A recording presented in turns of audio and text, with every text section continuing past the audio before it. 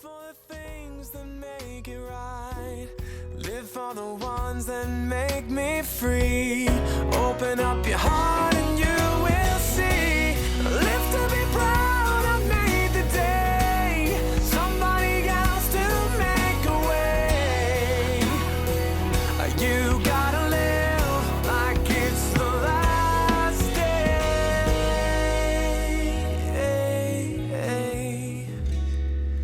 It's the last day. Hey guys, welcome to a Close Call with Death podcast series. My name's Bob Howard and I'm your host. I hope you enjoy this session. It's with Rachel Biggs. Rachel was riding in Utah on what's called Big Mountain on a road bike, and she had a crash that nearly took her life. Her father is a physician that was in the ride with her and her family, came up on her and saw her wrecked on the road and was able to revive her and bring her back to life. We're so excited to sit down with Rachel today, and I hope you enjoy this next episode of A Close Call with Death. So, welcome to A Close Call with Death. My name's Bob, and I'm the host. Tonight, we're here with Rachel Biggs, and she's going to be joining us and talking about her experience of A Close Call with Death. So, first of all, I want to get into just a little bit about you. Let's talk about who is Rachel Biggs, who's sitting in front of me. Talk to me a little bit about your family dynamics, what your family's like, where you live, and where you have things going on. Okay. I live really close to Bob. I live here in Daybreak. Yep, right up the alley. That's so convenient. Yes. It was quite the trek to get here.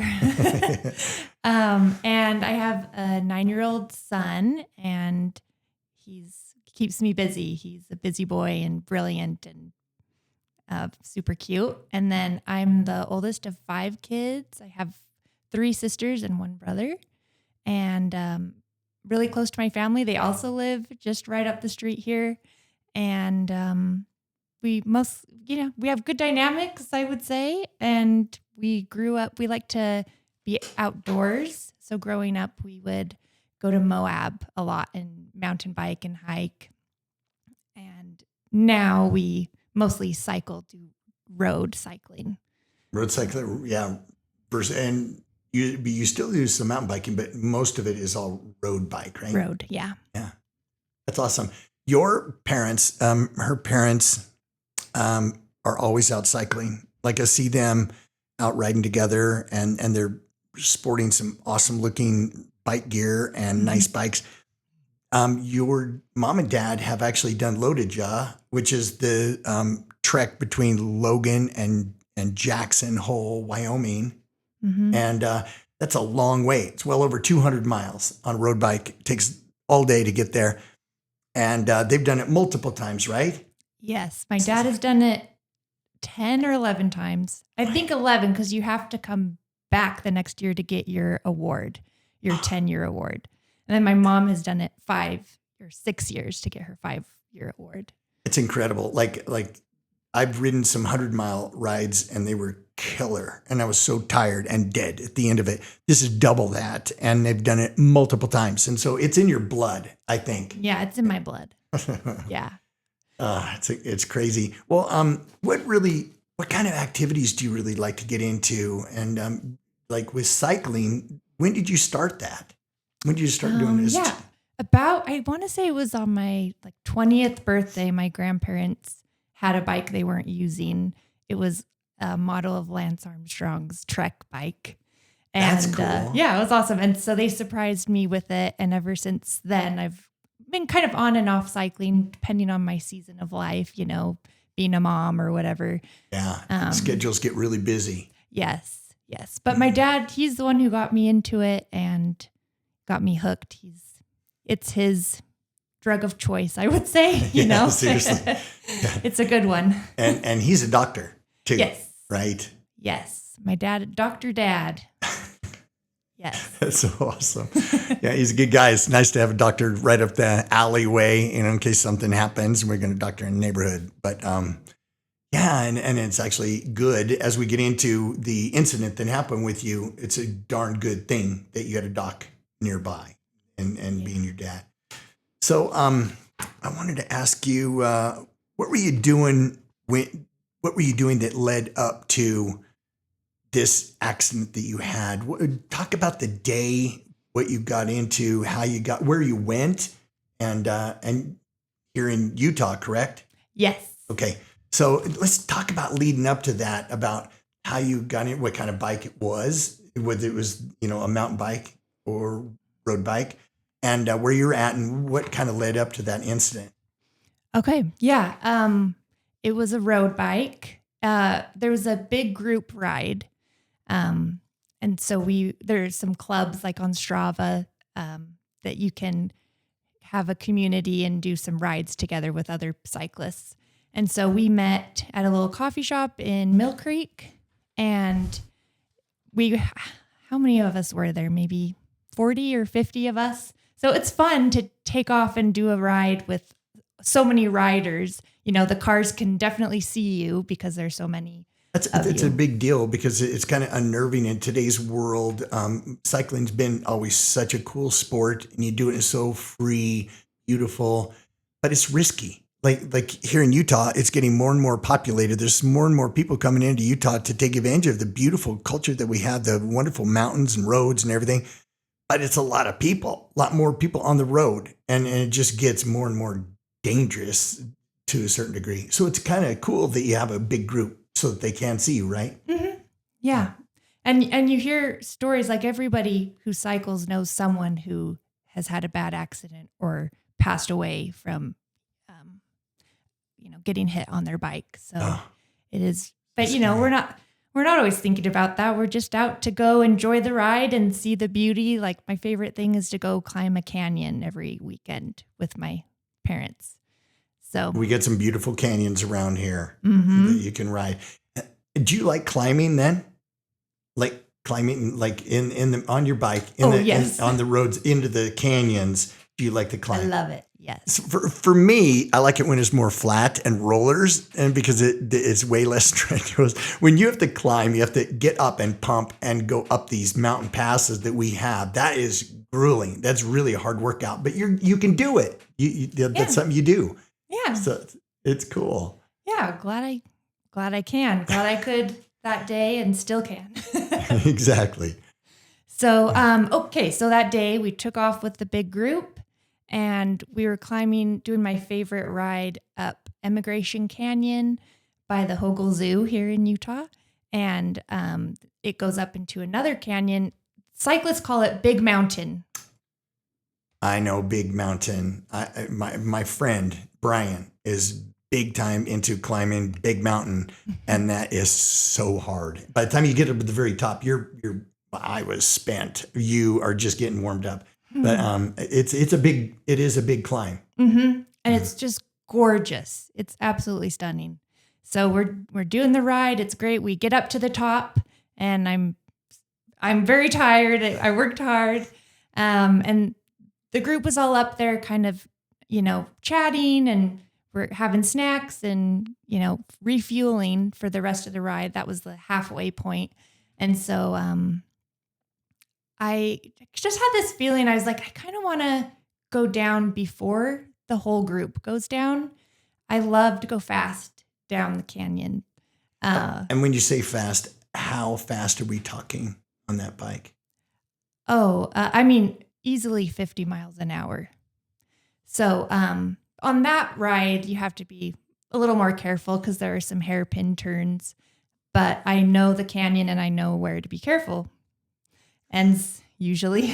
Usually, yeah. Yes. So I decided, I was like, hey, Mom, Dad, let's go down before the group. I just don't want to, I don't want to be slowed down by anyone in the group. And I just want to have some space. Yeah.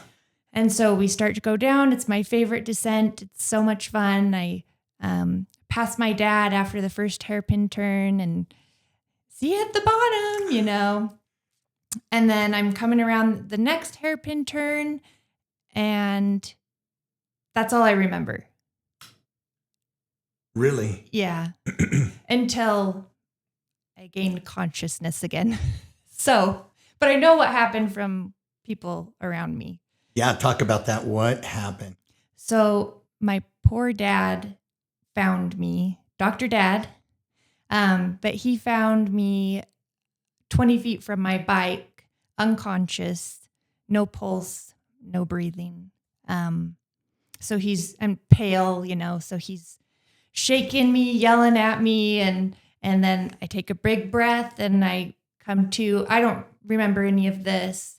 But then my mom was, a little bit ways behind my dad, and she almost ran into him. So she kind of had a little tiff, a little fall. And then the group was kind of starting to come. Because your dad, he saw you and stopped and got off his bike immediately and so that confusion just kind of like your mom almost hit him. Yes. So crazy. Yes. And it's a real blessing that a car didn't come right then, because they wouldn't have had time to stop to see me and stop. Yeah, because it was a blind curve. Mm-hmm. Oh. Yeah. So, and I did slow down, and I know I'm supposed to slow down there. My mom noticed a crack in the shadows that she thinks I may have hit or something. Yeah, and it just grabs your tire and just flips you. Yeah.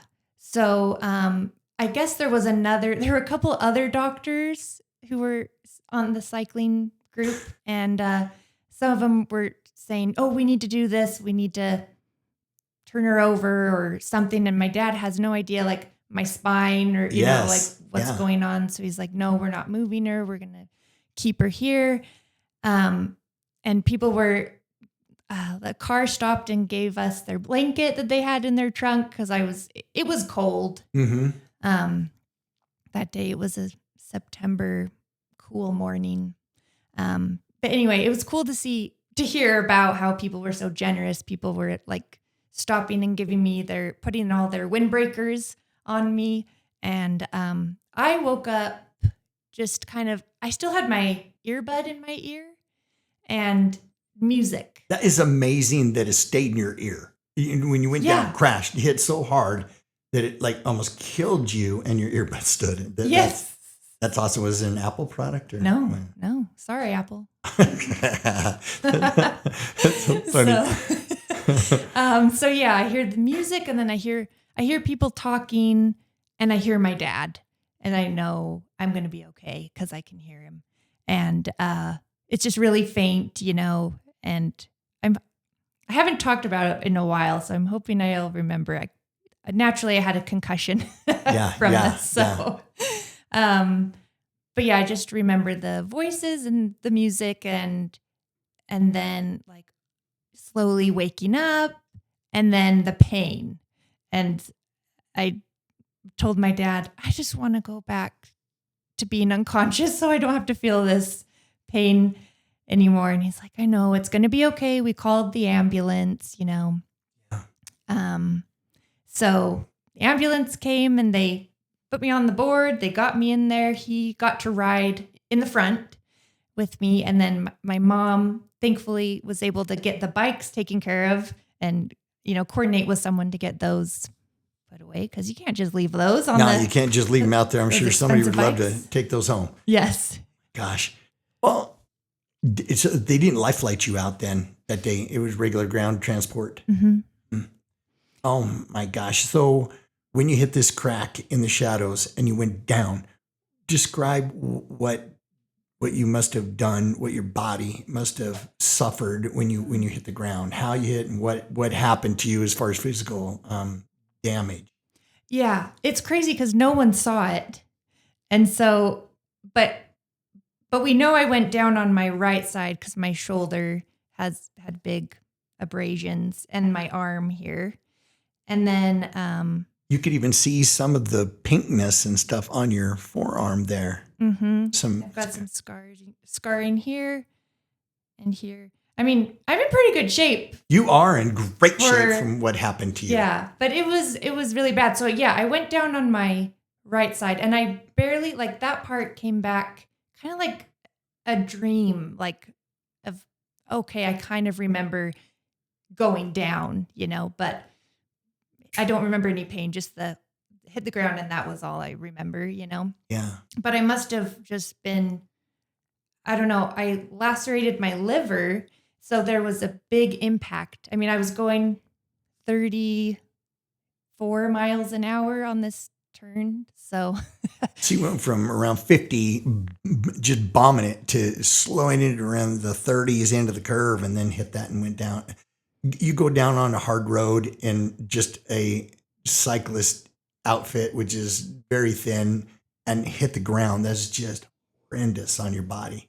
yeah. So you lacerated your liver. Were you bleeding out inside then? Yes. Yeah. And I'm trying to think of what else. My neck, I broke a piece off of my vertebrae and they just let it float in there.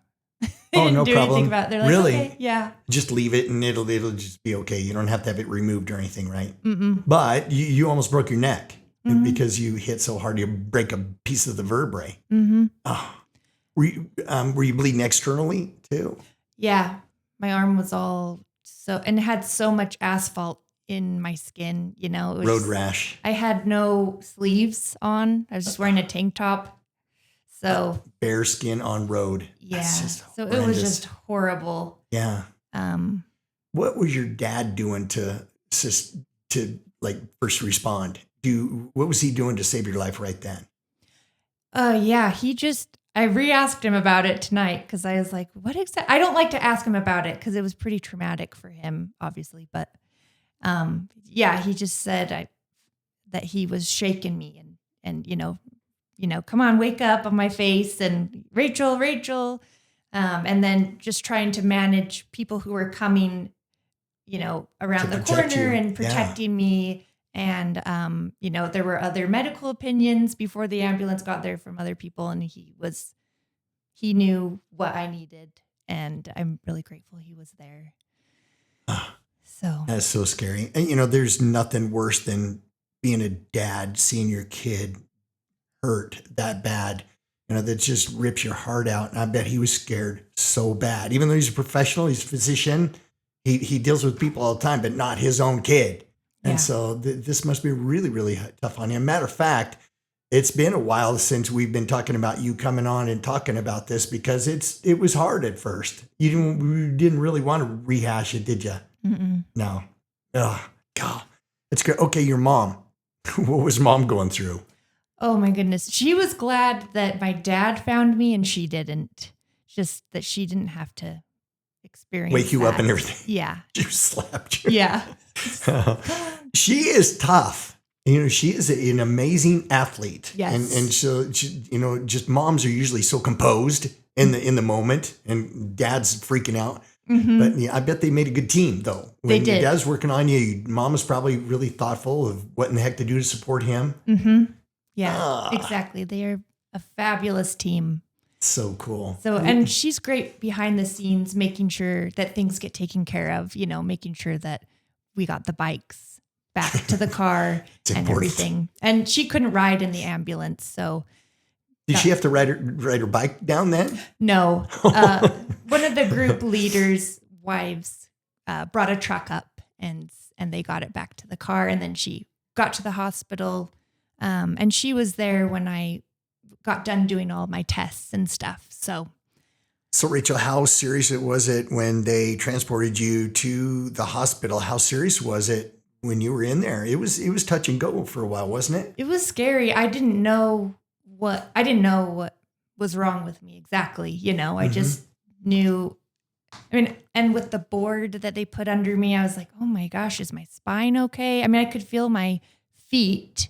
I had them take off my heavy shoes because they were weighing down my legs and it hurt. So at least I was like, okay, that's a good sign if I can feel Absolutely. my legs. Yeah, that you didn't have numbness, from the neck down or waist down or whatever and have paralysis. That's so good. Yeah.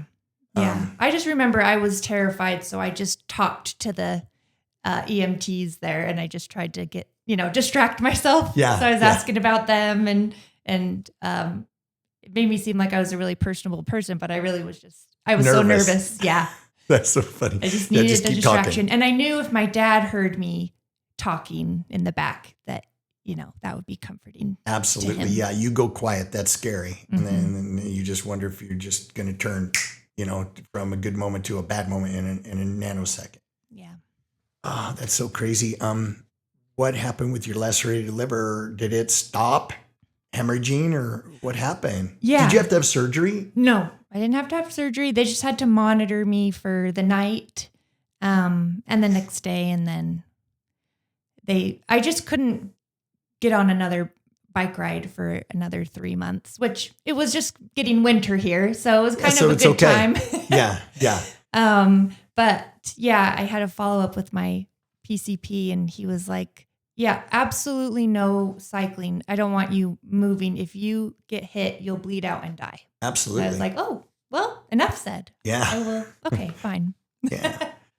Oh, that is incredible. What have you learned from this whole incident? As you've had time to reflect now about the event itself and shortly after and everything, what have you learned? How has it changed your outlook, on life since this? Yeah, it makes you, and I even feel that now I've lost that a little bit, that the importance of life and just having it flash before your eyes like that. It was pretty hard on my son, who heard about it later, and he still is like, Mom, don't go on any bike rides, okay? I don't want you to go. I'm like, I'm gonna go. I'll be careful. And he's like, go really slow, Mom.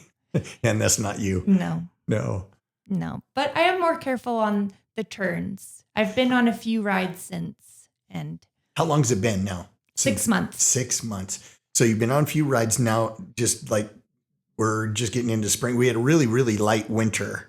We didn't have very much snow at all. And now it's starting to warm up and be unseasonably beautiful. But you've been out on some rides. Have you been frightened at all, about getting back on the bike in the saddle and riding again? No. I wondered if I would like get up to the bike and then feel it, but no. Just on any turn, I'm just a little more careful. Yeah. So you don't just really freeze up and stuff when you go into the curves. You're okay. It's a light freeze. Yeah. I'm like, okay, just a little careful. But some of the rides, if there are no turns, I don't get nervous and I'm fine to go fast. But just because I know that turn was really bad. How has this changed you as a person?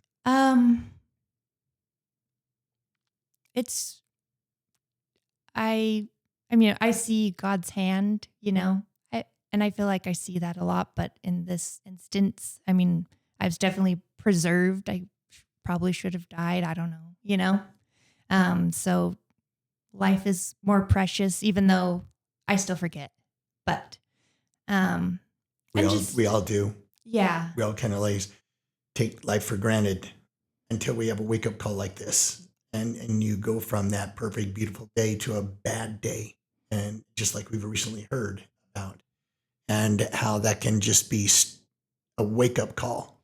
It's fresh. Yeah. Yeah. It makes you think, wow, my relationships are so important. And what all these silly things that I've been worrying about in life, how I look and is my hair good enough or whatever, like that doesn't matter. It's just, am I with the people that I love? Do I get to do the things that I love? Does my body work? Like, I'm so grateful. I felt really grateful for my body that all my limbs were intact. Absolutely. I should have broken more bones and I didn't, Do you think it was an absolute miracle that you lived through this? Yeah. Yeah. Every once in a while through life, we get a chance to just experience something that we think God definitely had his hand in. And this had to be a miracle, or else there's no way I should have survived this.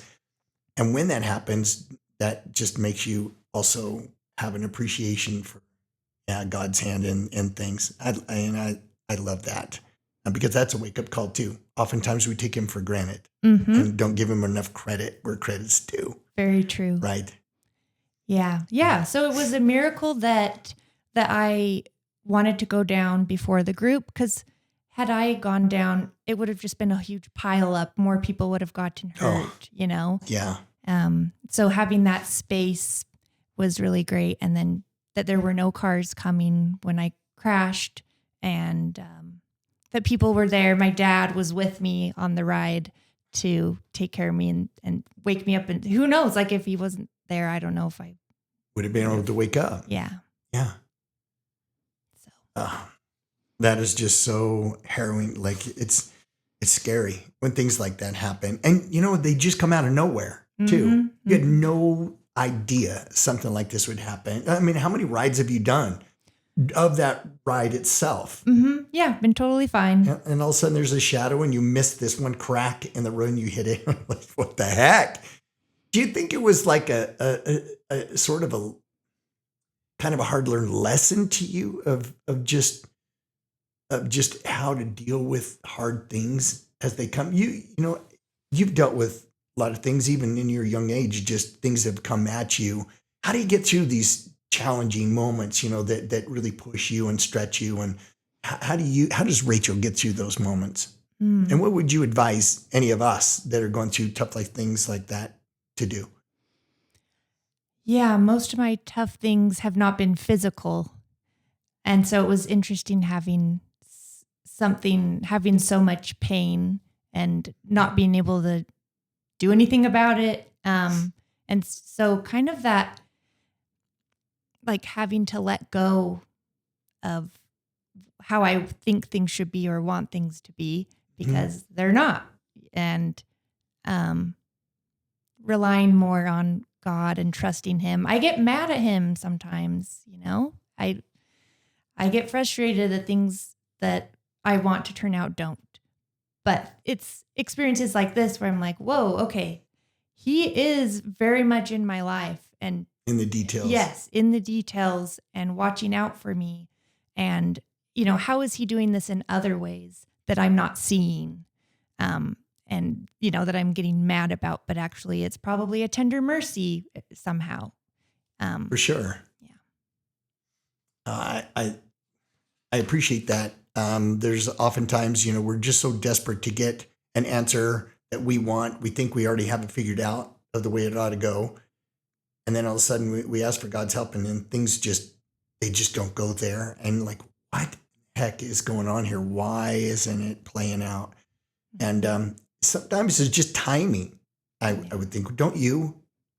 I mean, just things have to play out in life and, in the order that it's supposed to, that sometimes they're much better if they take a little bit longer. Yes. That's my least favorite thing is waiting. Waiting. Yes. Waiting for it to get better and trusting in God enough to know better than I think I know for myself. So that's definitely one of my spiritual challenges in life is learning to trust him when I think, or why do I have to wait for this certain thing in my life or whatever, and realizing he wants to give me everything good and he knows the best way and I don't. And that's what I have to try to remember when I want to be in self-pity or, Yeah. It's hard, when you feel really down and you just you do feel pity for yourself, and feel sorry for yourself. It's hard not to do that. And so, to fight through that, have patience to put things in God's hands sometimes and just see how it plays out. Man, I'm not patient either. And I have a hard time with that. Has this experience changed the way you see experiences in life? Has it changed the way you have been traditionally up to this point? A little bit. I also struggle with depression, or I have.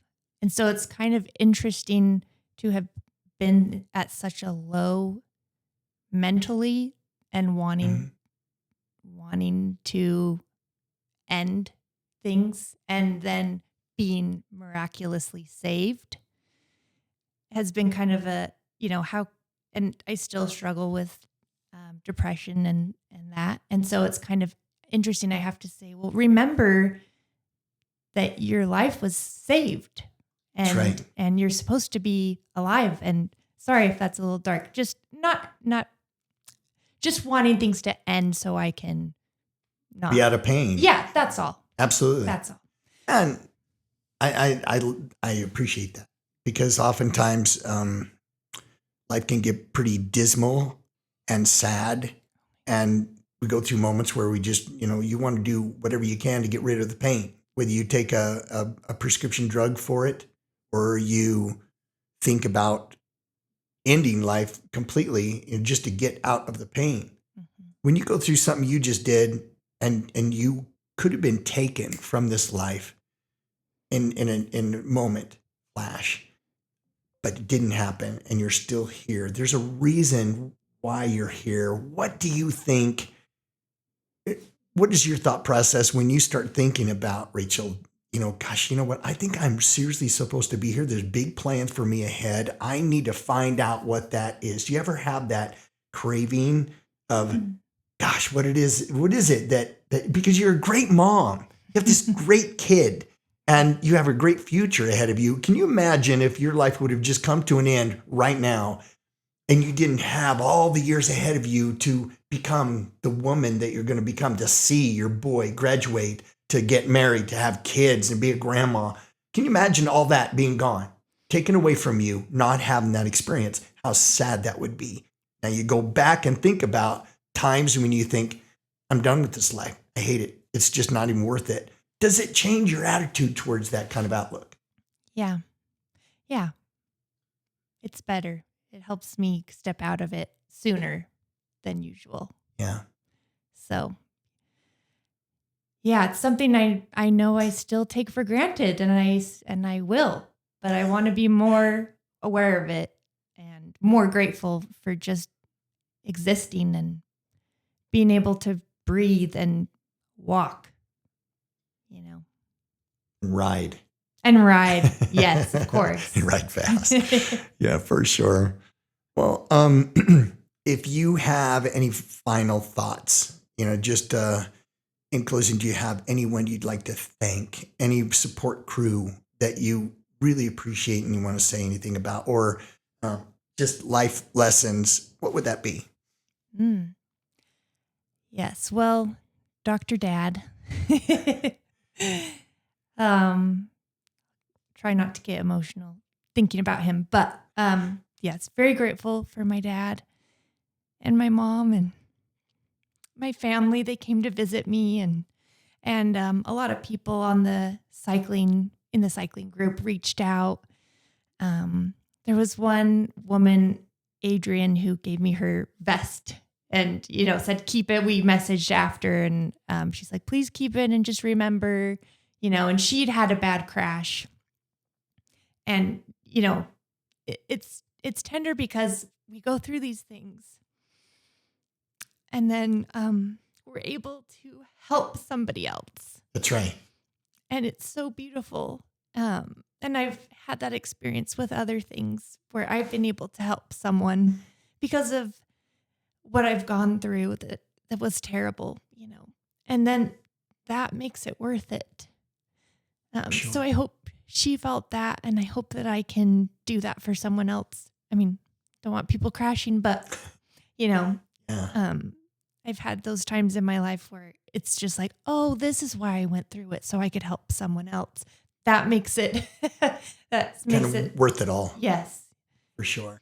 yes. So I want to thank, of course, my mom. She's amazing behind the scenes, always taking care of everything, getting me, thinking of what I need before I know I need it. And, so many neighbors and friends here and have been awesome. And some people donated, gave me some money to help with the medical bills, which I was really stressed about. And it's just been, I know I'm forgetting someone. So if it's you, I love you and I'm grateful for you. But still, I think the concussion should be over now, but you know what? Let's blame it on that. Yeah. That if you forget anybody that you didn't have a chance to think or something, You had a concussion. You almost died. So we'll give you a break on Okay. that. No problem. Yeah, I use that in my family and they're kind of sick of it, but Seriously, enough of that. Stop using that excuse. yeah. So No, thank that's you. I awesome. appreciate you having me on here, and I love being able to think about God and how he is in the details, and he is blessing us even when we don't see it. For sure. Yeah, it's a good message and it's a good reminder. We all need that because we all take that for granted and we're not perfect and none of us. But you really went through an ordeal that just helped you grow and mature and go through some things that you'll be able to help people with as they struggle. So, it's been a blessing all the way around. And I'm glad you're alive. I'm glad you're here. I'm glad you came to tell your story because it needs to be heard by people so it can be uplifting to them. But they don't have to go through a bike crash to learn what you did, and you're passing that along. So I appreciate that greatly. Thanks for being on the show. Thank you. We really appreciate Rachel, and we thank you for being tuned in to A Close Call with Death. And make sure that you tune in regularly to hear stories like hers that are just inspirational, helping us all get through and grow from experiences around us and appreciate life even more. So a little shout out to Orange Theory Fitness for sponsoring the show. If you're going to be able to have a great body that is preserved and saved and you want to get healthy and strong, take advantage of Orange Theory Fitness. It'll also help you with your mental strength too. So thanks for Orange Theory. Thanks. We'll talk to you soon and hope you tune in again. Thanks.